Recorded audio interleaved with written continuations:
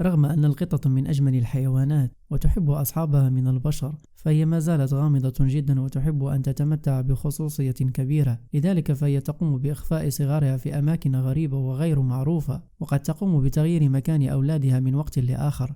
القطط تتبع غريزتها بشكل كبير، ومعظم تصرفاتها الغريزية نابعة من صفات ورثتها من أجدادها التي كانت تعيش في البرية والغابات، فهي اعتادت على الصيد والهرب من الفرائس، وبالتالي فدائما ترتبط بعض سلوكياتها الغريبة بأجدادها.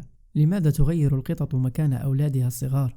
القطط الصغيرة تولد عمياء وصماء، لا تعرف كيف تتحرك ولا تستطيع الدفاع عن نفسها. كل ما تفعله هو الرضاعة من القطة الأم فقط، لهذا فالأم تفعل كل ما بوسعها لضمان أمن وسلامة صغارها. إن الإحساس بعدم الأمان هو السبب الذي يجعلها تنقل صغارها من مكان لآخر. بالرغم من أن القطط حيوانات مستأنسة في المنزل وتعيش مع البشر منذ آلاف السنين، فالأم تتصرف بحذر كبير وتعتمد على غريزتها كثيرا في هذه المرحلة.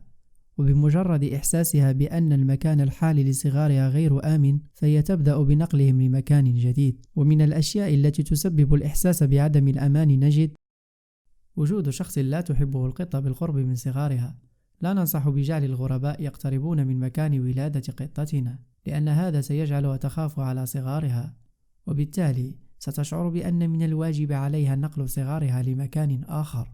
لمس صغارها بيدك. القطط تتعرف على محيطها عن طريق حاسة الشم بشكل رئيسي، لذلك فإن تغيير رائحة القطط الصغيرة قد يدفعها لسلوكيات غريبة. دائما ما ننصح بعدم لمس القطط الصغيرة أو تحريكهم أو محاولة رؤيتهم من الغرباء قبل مرور الأسبوع الثالث على ولادتهم. الإضاءة القوية. القطط مخلوقات تحب الظلام أكثر من الضوء، ولذلك فإن القطة الأم ستبحث عن مكان مظلم لولادة القطط الصغيرة. فإذا لاحظت أن القطة تقوم بنقل أولادها، فتأكد من مقدار الإضاءة في هذا المكان وهل تغيرت مؤخرا. نباح الكلاب. أحيانا صوت نباح الكلاب في الشارع قد يزعج قطتك ويدفعها للخوف على أطفالها، وبالتالي تنقلهم إلى مكان أكثر أمانا من وجهة نظرها.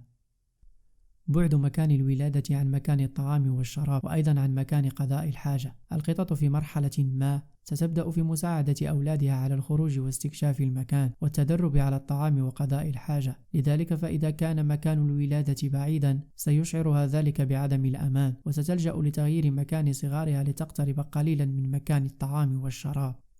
القطط حيوانات غامضة وتتمتع بخصوصية تختلف تماما عن الكلاب في هذا الأمر، لذلك يجب أن تكون دقيقا في التعامل مع القطة الأم، وأن توفر لها عوامل الأمان حتى تمر فترة الولادة وتربية الصغار بشكل آمن وبدون مشاكل. شكرا على حسن المشاهدة، وإلى اللقاء.